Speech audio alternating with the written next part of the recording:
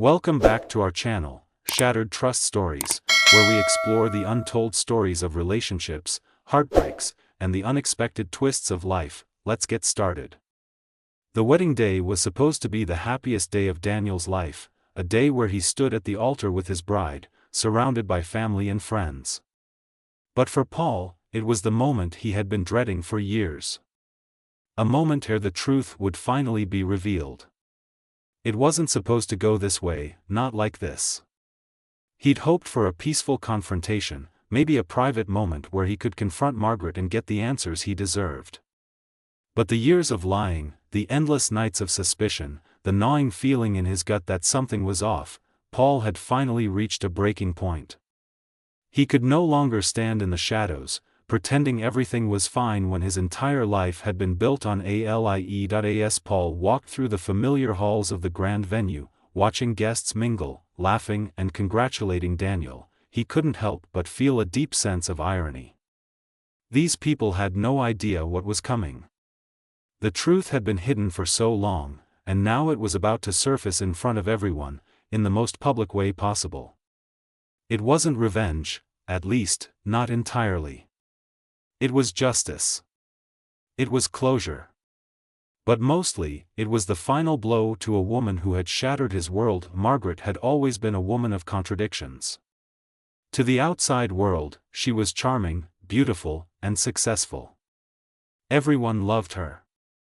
Paul had once loved her too, deeply. But over time, he had come to learn that her beauty hid a dark secret. Margaret was a master at deception, at crafting a perfect image while hiding her true intentions. He'd seen it in the way she had begun to pull away from him years ago, becoming more distant, more absorbed in her own life. She had always been so good at hiding things, her phone always locked, her late nights at work, the sudden disinterest in their marriage. It wasn't until he hired a private investigator that Paul learned the shocking truth. The affair was real. But it wasn't just any affair, it was with a man from her work, someone she had been seeing for months. That man had even been to their house. The thought of him sitting on the couch, laughing with Margaret while he was oblivious to it all, made Paul's stomach churn. But that wasn't the worst part. The worst part was the paternity test. Daniel wasn't his. Paul had always known deep down that something wasn't right, but it was still a gut-wrenching realization. The child he had raised for over 2 decades, the child he had loved and called his own, wasn't his.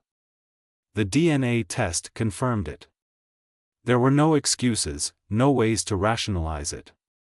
It was the ultimate betrayal. As Paul stood at the back of the room, watching Daniel prepare for the ceremony, his heart weighed heavily in his chest. The young man was standing at the threshold of a new life, about to make vows in front of everyone, unaware that his entire world was about to come crashing down. Daniel deserved the truth. He deserved to know the man who had raised him was not his father, that his biological father had been a stranger. But how could he do this to him? How could he destroy the most important day of Daniel's life? And then there was Margaret. How could she live with herself after everything she had done? After everything she had lied about, the secrets she'd kept hidden for so long? Every time she smiled at him, every time she kissed him, it had been a lie. A part of Paul felt sorry for her, even now, but most of him felt nothing but rage. Rage for the years he had wasted, rage for the humiliation of being betrayed by the one person he had trusted the most. His mind raced as the ceremony began. Paul stood in the back, waiting for his cue. The moment he had carefully planned out for weeks was finally here. He had everything ready. His cybersecurity expertise had come in handy for this part. He'd hacked into her phone, recovered secret messages, photos, even audio recordings of her talking about her affair with her coworker. The moment was supposed to be perfect. He had taken every precaution to make sure the video would play at the most dramatic point in the ceremony. Just as Daniel was about to say, "I do," the video would play. There was no going back now. As the priest began his speech, Paul's hands trembled. He glanced over at Margaret, who was seated with the rest of the guests, her face serene, smiling as she watched her son prepare to get married. Did she know what was about to happen? Did she suspect anything? He doubted it. She had always been good at keeping secrets, but this time, the secret would no longer stay hidden. The moment came. The priest raised his hand, signaling for the vows to be exchanged. Daniel stood tall, the look of love in his eyes as he gazed at his bride. Paul's heart tightened in his chest. He could feel the weight of the moment, the devastation that would follow. He had to do this. He had to give his son the truth. Without hesitation, Paul stood up. The room went silent. Everyone turned to look at him, confused, waiting. He stepped to the front, his eyes never leaving Margaret's face. She was looking at him now, her smile faltering as she saw the expression on his face. Before anyone could speak, Paul reached for the remote. He clicked it, and the screen behind the altar flickered to life. The room froze. The first image that appeared on the screen was a photo of Margaret and her lover, laughing at a cafe.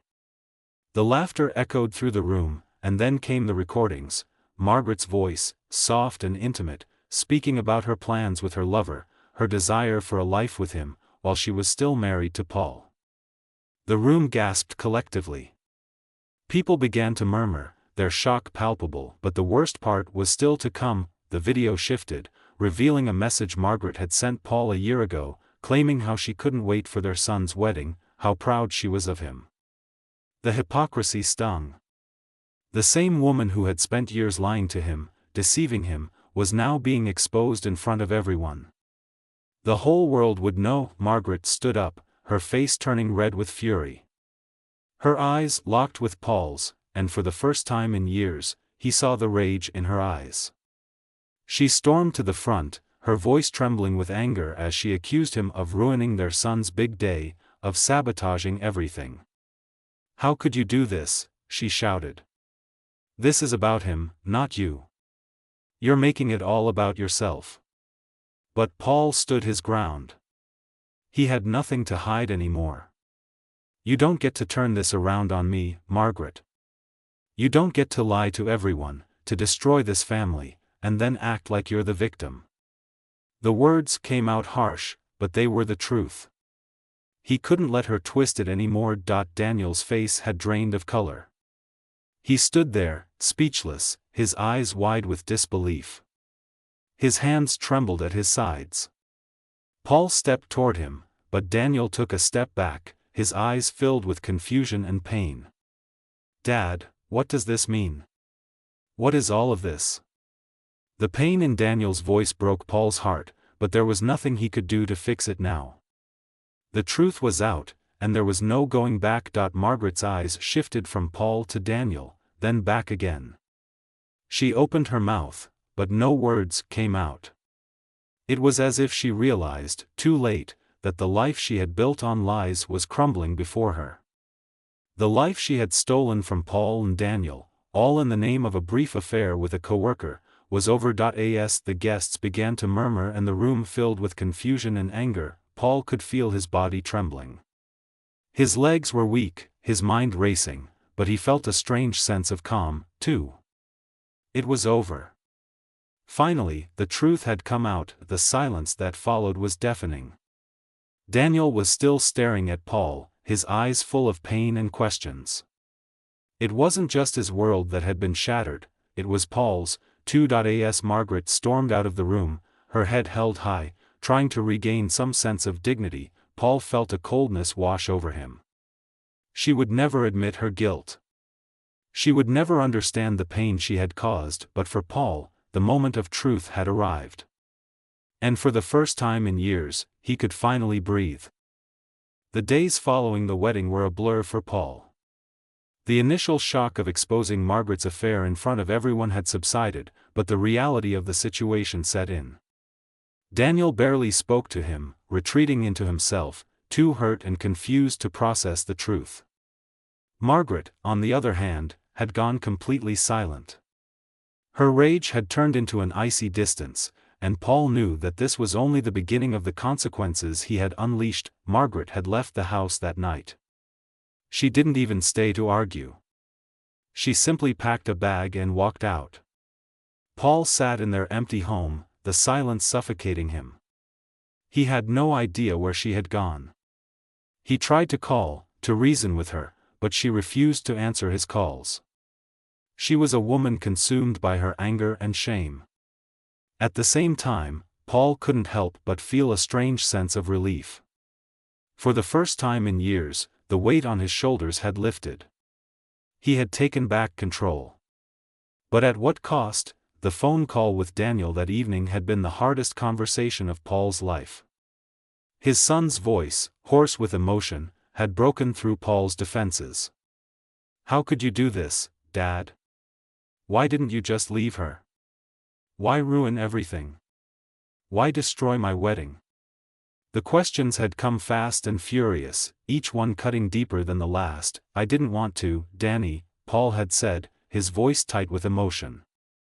"I didn't want to hurt you. But I couldn't let her lie to us anymore. I couldn't keep living this lie. She wasn't faithful. You deserve to know the truth. I deserve to know the truth. But why did you have to do it like that?" Daniel had asked. "Why in front of everyone? Why couldn't you just wait?"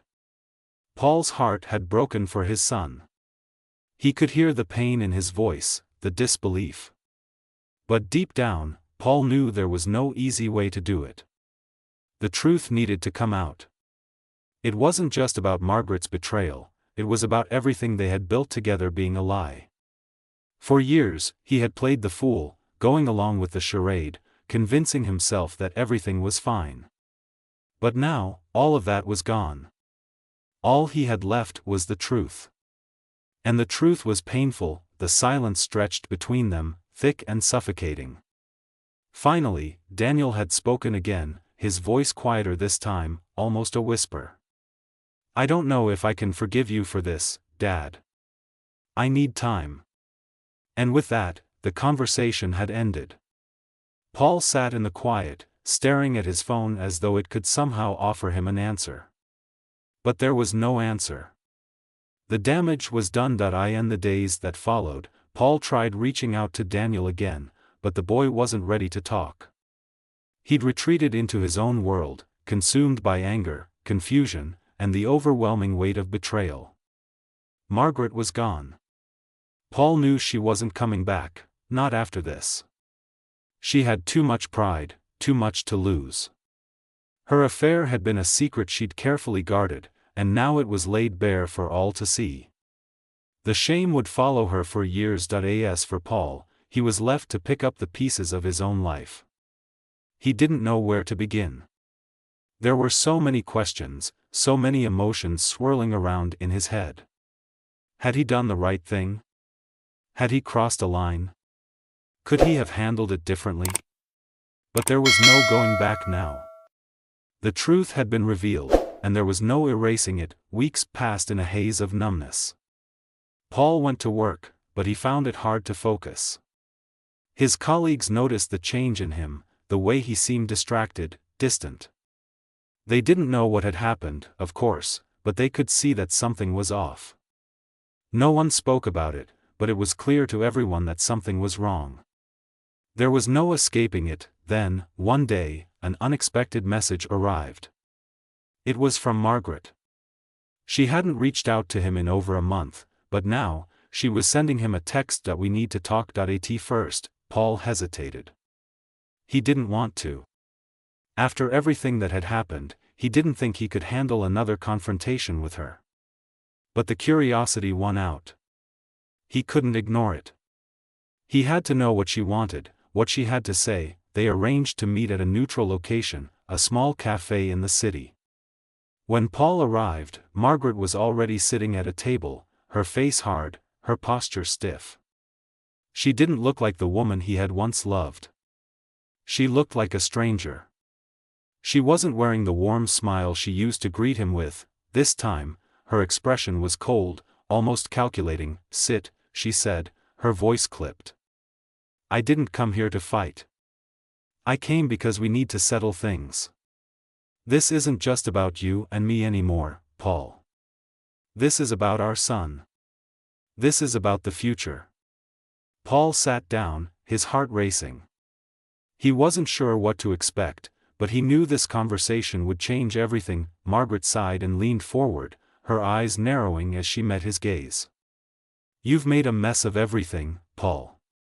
Not just with me, but with Daniel too. I never wanted him to know the truth. It was supposed to be our little secret. But you had to go and expose everything. I don't know what kind of man does something like that. I did what I had to do, Paul said quietly, his voice steady. You weren't going to come clean. You weren't going to tell him the truth. You kept lying, and I couldn't let it go on any longer. She shook her head. You think this makes you a hero? You think this makes you the good guy? You ruined everything. You ruined his wedding. You tore our family apart, and for what? For revenge? Paul's jaw clenched. This isn't about revenge, Margaret. This is about trust. You've been lying to me for years. You betrayed me, and you betrayed him. And now, you want to act like nothing happened? Her face twisted with anger, but Paul could see the cracks in her armor. She was scared. She was terrified of the fallout, terrified of what this would mean for her career, her reputation. But what about him? What about the years of lies? The years of living in a marriage that was nothing more than a facade? I don't know what you expect from me, Paul, Margaret said, her voice barely above a whisper. I don't know what you want me to say. I want you to take responsibility, Paul replied, his voice firm. I want you to admit what you've done. I want you to apologize to Daniel. He deserves to know the truth, Margaret. He deserves to know that the man who raised him was the only real father he ever had. Margaret looked down at her hands, twisting them together. For a long moment, she didn't say anything. Then, finally, her eyes met his again. I don't know how to fix this, she said softly. But I will try. I'll talk to Daniel. I'll make things right. Paul didn't know if he believed her, but he nodded anyway. I hope you do. For his sake. As they stood to leave, Paul felt a strange sense of finality. There was no more hope for them. The marriage was over, the lies exposed, and the trust shattered beyond repair. But at least, for the first time in years, Paul had the truth. And the truth, no matter how painful, was something he could finally live with. The road ahead would be hard. There would be more confrontations, more pain, and more heartache. But at least now, Paul knew who he was. He wasn't the man who had been fooled by Margaret's lies. He wasn't the man who had spent years in the shadows, pretending everything was okay. He was the man who had uncovered the truth, who had exposed the lies, and who had finally taken back control of his life. The journey wasn't over, but for the first time, Paul felt like he could breathe again. The days following the meeting with Margaret felt like an eternity. For Paul, the emotional fallout of everything that had transpired was beginning to hit him in waves. The weight of the decisions he had made weighed heavily on his shoulders, but he couldn't help but wonder if they had been the right ones. He had taken control, he had exposed the truth, but at what cost? His relationship with Daniel was fractured, his marriage with Margaret was irreparably damaged, and yet, he couldn't escape the nagging sense that this was the beginning of something bigger, a deeper reckoning that would unfold in ways he couldn't yet imagine. The silence that enveloped their home was almost unbearable. After Margaret's departure, the house felt like a shell of its former self. It was a place that had once been filled with laughter, family dinners, and a sense of togetherness. Now, it was a haunting reminder of everything that had been lost. Paul moved through the house like a ghost, going through the motions of daily life but never feeling fully present. He didn't know what to do with himself. He could feel the lingering presence of Margaret in every room, every corner of the house. The remnants of their life together, photos, mementos, shared memories, now felt like painful reminders of a time when he had been blind to the truth, but the silence wasn't just in the house, it was in his relationship with Daniel too.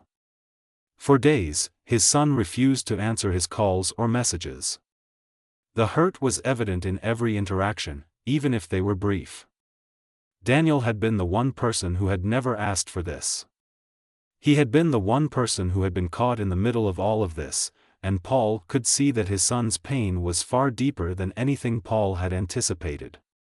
The shock of the truth, the revelation that the man he had known as his father wasn't his biological parent, had shaken him to his core. At work, Paul was becoming increasingly detached. His colleagues noticed it, but no one dared to ask about it. They knew he had been dealing with personal issues, but the specifics were something they avoided. Paul didn't blame them for it. He hadn't been ready to talk about it either. There was a sense of disorientation in everything he did. The usual sense of purpose he had once felt in his job seemed meaningless now. How could he care about work when his entire life had just been turned upside down? One morning, as Paul sat at his desk, staring blankly at the screen in front of him, a message popped up on his phone. It was from Daniel. The message was short but loaded with emotion. "Can we talk?" Paul's heart skipped a beat. He hadn't heard from his son in what felt like forever. Without thinking, he picked up the phone and quickly typed back, "Of course." "When?" A few minutes later, Daniel replied, "I'll come over later. We need to talk." Paul didn't know what to expect, but his heart ached at the thought of seeing his son again. He had missed him, more than he had realized. The last few weeks had been a blur, and he hadn't allowed himself to think about how his actions had affected Daniel.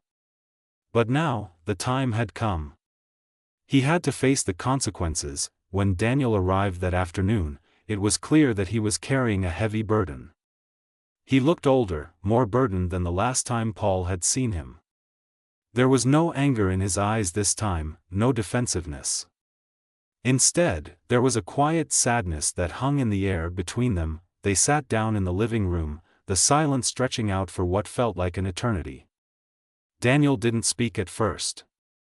He just stared at his hands, his fingers tapping nervously on his knees. Paul felt a knot tighten in his chest. He wanted to reach out to him, to comfort him, but he wasn't sure how. He had broken something that couldn't easily be fixed. Finally, Daniel spoke, his voice soft, barely above a whisper. "I don't know what to say, Dad. I don't know what to feel." His eyes lifted to meet Paul's, and there was a mixture of confusion, hurt, and disbelief in his gaze. "You ruined everything. You ruined my wedding. You ruined our family." Paul's heart broke. "I never wanted to ruin your life, Danny. I never wanted to hurt you." "You did, though," Daniel said, his voice breaking. "You don't get it, do you? You don't get what it feels like to find out that the man you thought was your father isn't your real father. That everything you thought was true, was a lie." The pain in Daniel's voice was more than Paul could bear. He had always known that this moment would come, that his son would feel the hurt of this betrayal, but hearing it from Daniel's lips was like a dagger to his heart. "I never meant for you to find out like this. I never meant for you to be caught in the middle of this," Paul said, his voice filled with regret. "But I couldn't keep living that lie. I couldn't let her keep lying to us, not when I knew the truth." Daniel shook his head. "I don't care about her anymore, Dad. I don't care about what she did. I don't know how to process this. I don't know how to deal with it." His voice cracked as he continued. "I feel like everything I thought I knew about myself, it's all wrong. Who am I, if I'm not really your son?" Paul reached out, his hand hovering in the air between them, uncertain of how to comfort him. "You are my son, Danny. That doesn't change. No matter what. You've always been my son. Blood doesn't change what's in here." Paul pointed to his chest, his heart. "You're my son. That will never change." Daniel didn't respond immediately. He just sat there, staring at Paul with a mixture of disbelief and pain. "I don't know if I can believe that right now," he said quietly. The word stung, but Paul understood. He had broken Daniel's trust, just as Margaret had broken his.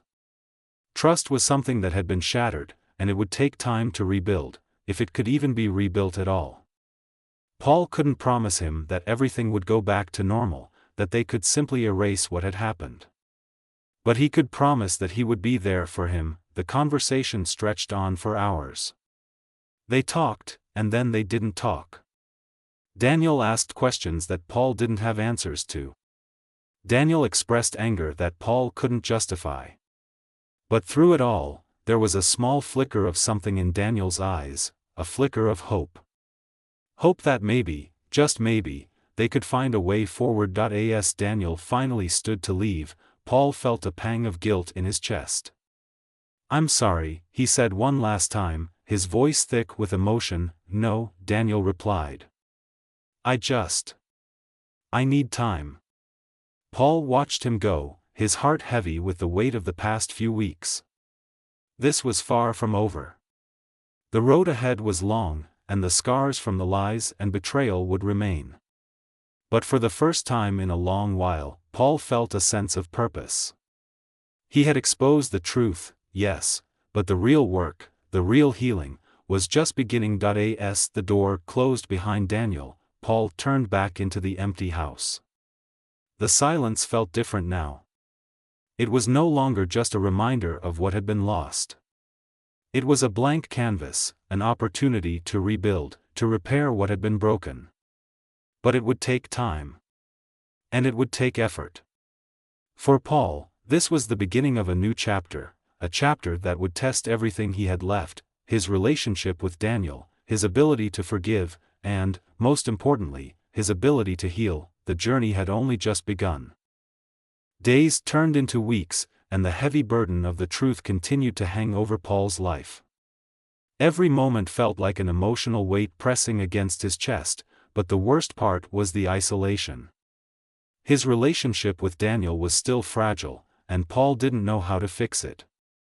He couldn't take back what he had done, exposing Margaret's affair in such a dramatic way, but the consequences were far deeper than he had anticipated. Daniel wasn't the same.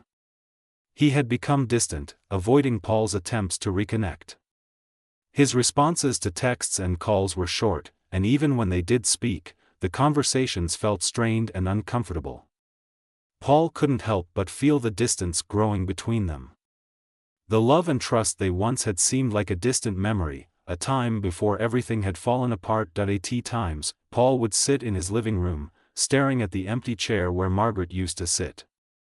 He could almost hear her voice, mocking him, accusing him of ruining everything. It was a cruel, relentless reminder of the woman he had once loved and trusted, now nothing more than a distant memory filled with betrayal and anger. But despite the anger, Paul also felt something else: regret. Not just for the way things had ended with Margaret, but for the way he had handled everything.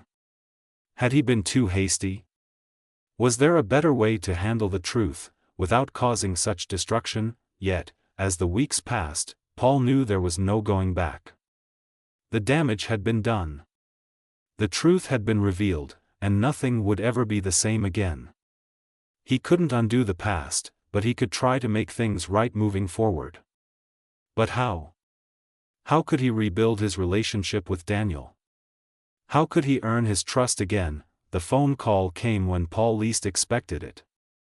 He had been sitting at the kitchen table, staring at the half-empty coffee cup in front of him, trying to summon the energy to face another day when his phone buzzed.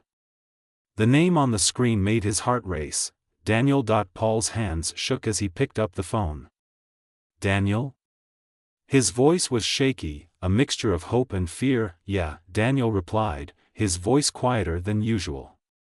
I think we need to talk." Paul's breath caught in his throat.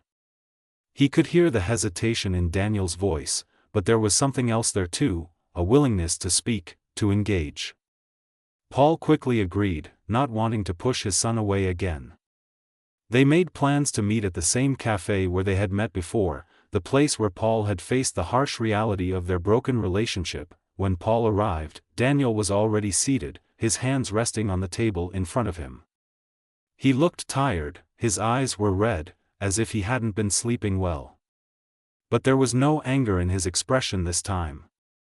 There was something else, something more complex, and Paul wasn't sure how to read it. Daniel looked up when Paul sat down, his eyes meeting his father's with a mixture of uncertainty and caution. He didn't say anything right away. Instead, he just studied his father, as if trying to decide what to say, how to proceed. The silence between them was thick, uncomfortable, but not quite as suffocating as it had been before. "I've been thinking about everything," Daniel finally said, his voice tentative. "About what happened? About what you did?" Paul didn't know what to expect, but the words hung heavy in the air between them. "I know I hurt you, Danny. I know I made a mess of everything, and I can't undo it. But I did it because I wanted you to know the truth. You deserve to know." Daniel's gaze dropped to the table, his fingers tracing the edge of his coffee cup. "It's not just about the truth, Dad. It's about how you went about it. You didn't just tell me. You made me face it in front of everyone. You made it a spectacle." Paul felt a pang of guilt. "I didn't mean to embarrass you, Danny. I didn't mean to make it harder for you. But I couldn't keep living the lie. I thought that if I didn't do something drastic, it would never come out. And I couldn't let you keep living a lie, too." Daniel looked up at him then, his eyes filled with a pain that Paul couldn't ignore. "But you didn't think about how I'd feel, did you? You didn't think about how I would process everything. You didn't think about the fact that I've spent my whole life believing something that wasn't true. You just did what you thought was best for you." Paul opened his mouth to protest, but he stopped. He knew Daniel was right. He hadn't thought about how his son would react. He had been too focused on his own hurt, his own anger, and the need to expose Margaret's lies. But in doing so, he had neglected Daniel's emotions, Daniel's need for time and space to process the truth. "I'm sorry, Danny," Paul said, his voice thick with emotion. "I should have thought about you more. I should have considered how it would affect you. I was selfish. I was so focused on my own anger, my own betrayal, that I didn't see the bigger picture. I didn't see you." Daniel didn't respond right away. He just stared at his father, his expression unreadable. Paul could see the struggle in his eyes, the conflict between wanting to forgive and wanting to distance himself from the man who had once been his father. Finally, Daniel spoke, his voice low. "I don't know if I can forgive you yet. I'm not sure if I can get past this. But I'm willing to try. I need time, Dad. I need time to process all of this." Paul nodded, his heart heavy. "I understand. I know I've ruined a lot of things, and I can't expect you to just forgive me overnight. I just want you to know that I'm here. Whenever you're ready. Whenever you need me." Daniel sat in silence for a long time, and Paul didn't push him. He knew that their relationship wasn't going to be fixed in one conversation, one meeting. It was going to take time, patience, and a lot of hard work on both sides. But at least they were talking again. At least there was a glimmer of hope that one day, they might find a way to heal. When they parted ways that afternoon, Paul felt a strange mix of relief and sadness. There was no closure, no sudden moment of reconciliation. But there was progress. And in this moment, that was enough. As Paul walked back to his car, his mind raced. He had been so focused on the truth, on exposing the lies, that he had neglected to consider the emotional cost of his actions.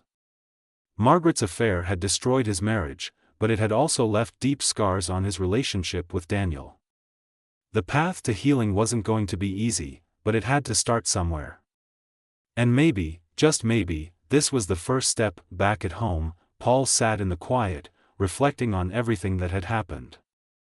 The fallout from Margaret's affair wasn't over. It was far from it. But in this moment, he realized that the hardest part wasn't exposing the truth, it was rebuilding the trust that had been shattered. The emotional journey ahead would be filled with challenges, but for the first time, Paul felt ready to face them. He knew that the road ahead wouldn't be easy. There would be more heartache, more mistakes, and more difficult conversations. But Paul was determined to take responsibility for his actions, to do whatever it took to rebuild his relationship with Daniel. He couldn't change the past, but he could shape the future. And that was a start. The weeks continued to pass, and though the emotional weight of the situation still clung to every moment, there was an undeniable sense of change in the air. Paul and Daniel, though not yet healed, had taken the first step towards rebuilding their fractured relationship. The conversations they had were few and far between, but they were no longer entirely silent. Paul was learning to navigate the delicate balance of giving his son space while still showing up when needed. It was a slow process, but a process that Paul felt, deep in his bones, was worth the effort. But as time passed, the reality of the situation began to sink in. There was no turning back. The emotional damage had been done, and it wasn't just Daniel who was affected. Paul too was forced to reckon with the consequences of his actions. He had exposed the truth, but in doing so, he had created a gulf between himself and the people he loved most. His relationship with Margaret, though already shattered, had been irreparably broken by his actions.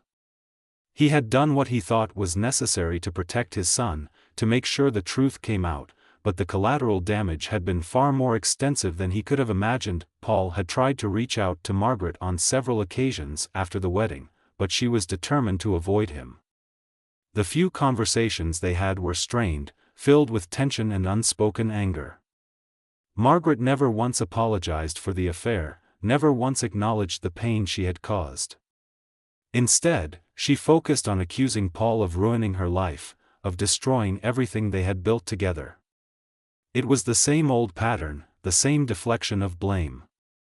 And though Paul wanted to shout at her, to demand that she take responsibility for her actions, he knew that there was no point. There was nothing left to say. As the days stretched on, Paul found himself growing more and more detached from the woman he had once loved. He couldn't remember the last time he had truly felt anything for her. The anger, the betrayal, the disgust, it had all been so overwhelming that it had consumed everything else. But now, as the dust settled, something had changed. There was no longer room for any emotional attachment to Margaret. The woman he had married had become a stranger, and the life they had built together was nothing more than a painful memory. In the midst of this emotional turmoil, Paul began to focus more on himself. He had spent so much of his life living for others, trying to protect his family, trying to preserve the semblance of a perfect life, that he had neglected his own well-being. The truth was that he had lost himself along the way. Now, he was left to pick up the pieces and rebuild his life from the ground up. It wasn't easy. Every day brought new challenges, new emotional hurdles to overcome. But Paul was determined to face them head-on. He started therapy, something he had never considered before. It was uncomfortable at first, opening up to a stranger about the depths of his pain, his guilt, and his anger. But over time, it became a lifeline, a place where he could sort through the wreckage of his life and begin to heal. It was during one of these therapy sessions that Paul began to see things more clearly. He had spent so much time focusing on the external, on exposing the lies, on punishing Margaret, on confronting the betrayal, that he had neglected to focus on himself. He realized that in order to truly move forward, he needed to let go of the past. He couldn't change what had happened, and he couldn't control how others had responded to the truth. But he could control how he reacted, how he chose to move on. The decision to let go wasn't easy. It meant accepting that his marriage to Margaret was over, and that the life they had once shared could never be regained. But it also meant that he could start fresh, could rebuild, not just his relationship with Daniel, but with himself. As Paul took steps to reclaim his life, he began to notice changes in his relationship with his son. Daniel, though still distant at times, was slowly starting to open up again. He came over to the house more often, spending time with Paul in a way that felt less strained. They didn't talk much about the past, about the affair, or the wedding, or any of the things that had torn them apart, but they didn't need to. The silence was no longer suffocating. They were learning how to be in each other's presence again, without the weight of the betrayal hanging over them. One evening, as they sat together on the couch, watching a game on TV, Daniel spoke up. His voice was hesitant, but there was a softness to it that hadn't been there before. "I've been thinking," Daniel began, his eyes still focused on the screen, but his words felt significant. "About what you said. About me being your son, even though I'm not biologically yours." Paul turned to look at him, unsure of what to expect. "I don't know if I fully understand it yet," Daniel continued, his tone quieter now, almost vulnerable. "But I don't know. I think I'm starting to get it. What you were trying to say. That it's not just about blood. It's about everything else. About what we've been through together." Paul felt a lump form in his throat. He didn't know how to respond at first. The hurt, the betrayal, had been so deep. But hearing his son speak these words, his willingness to try to understand, was more than Paul had hoped for. "I never wanted you to feel like I wasn't your father," Paul said, his voice thick with emotion. "I never wanted to take that away from you. I've always been proud of you. Always." Daniel nodded, his expression softening. "I know, Dad. I know you have. And I guess that's what matters. It's not about the blood test. It's about what we've done for each other." For the first time in a long time, Paul felt a glimmer of hope. The relationship with Daniel wasn't fixed, and it wouldn't be overnight, but they were on the right path. They were talking again, really talking. And in the midst of the pain and the mistakes, they were finding a way to rebuild their bond. As Paul sat there, next to his son, the weight of the past didn't feel as heavy.